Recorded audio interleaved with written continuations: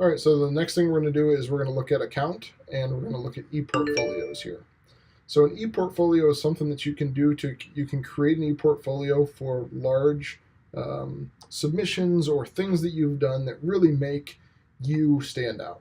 So as a student, if I go into my account, I have access to this ePortfolio and I can get going just by creating it here. So we'll call this my portfolio. Now, once we're here, we get to choose some recent things that I've done. I can put any of these in just by clicking on them. Up here, this is where it's going to get you're going to get some help in terms of how to make the ePortfolio. And this shows that it's private, but if you give them this link, then specific people can see it. Let's see. Up here, we're going to get started with the wizard. So over on the side, this is where you're going to find something that you want to showcase, okay? You have different sections, and in those sections you have pages, and you can add submissions to each of those sections or pages. Over here you actually have the settings where you can look at making it public or things of the like. So right now let's go up to this welcome screen, and you get to edit the page, so you can say welcome to my ePortfolio. Then you can save it.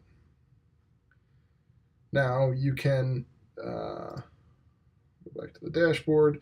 Now we can add a page, and we can put something else on this page. So this could be, my resume.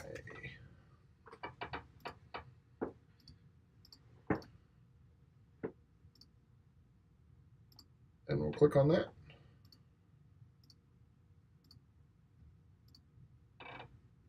And now here we can edit this page, and we can actually start typing in the resume, or you could link to it or whatever you want. So a reason you might use an ePortfolio as a teacher, you might have students kind of customize their own ePortfolio.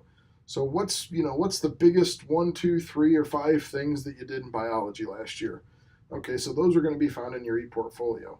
And if you took the biggest couple things from every class for every year, you'd have a pretty good place where all of the resources that you've been working on in high school, it showcases some of the work that you've done. You could also use it for art, where you can upload images. You can upload audio, so you could use it for music or for band.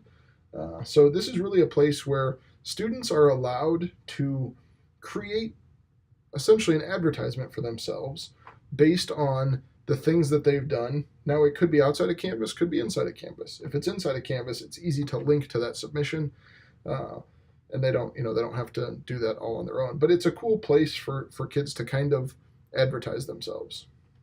Hopefully that explains ePortfolios.